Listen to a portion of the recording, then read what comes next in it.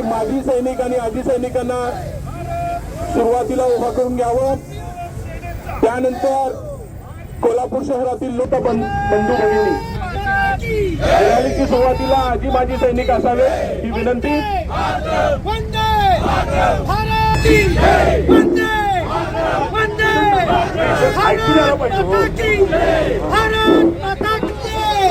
सर्व सेना परिवाराला एक नम्र विनंती आहे। आदरणीय मेंबर ऑफ पार्लमेंट साहेब आले की अभिवादन झालं, आपण इंक्रीज मध्ये चालायचं आहे।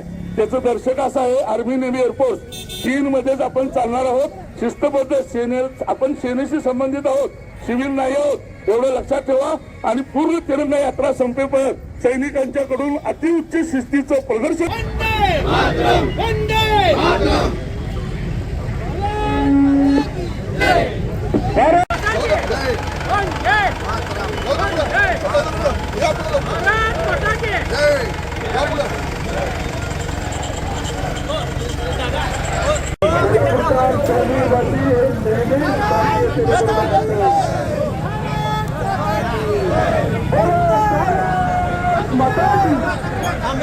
मी घेऊ का नको खाली की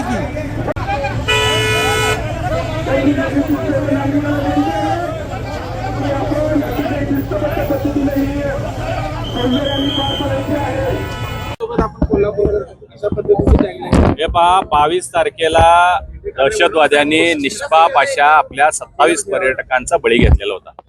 त्याचा बदला घेण्याचं काम 7 मे रोजी भारतीय सैन्यानं प्रधानमंत्री मोदींच्या नेतृत्वाखाली पाकिस्तानमध्ये घुसून 150 किलोमीटर आत जाऊन दहशतवाद्यांचे 9 अड्डे उद्ध्वस्त केले।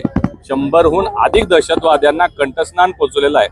आणि अशा या सैनिकांना 2 दिवसामध्ये पाकिस्तान बरोबर सुरू झालेलं हे युद्ध संपवलं। पाकिस्तानला गुडघे टेकायला लावले, त्यांना नामोहरम केलं, त्यांनी माफी मागितली आणि चर्चेची तयारी दर्शवली। म्हणून आपल्या भारतीय सैन्य दलाचं अभिनंदन करण्यासाठी, त्यांचं मनोबल वाढवण्यासाठी सबंध भारत देश हा त्यांच्या सोबत आहे। म्हणून प्रत्येक जिल्ह्यामध्ये अशा पद्धतीनं तिरंगा रॅलीचं आयोजन करून याच्यामध्ये आबाल वृद्ध सहभागी होतील।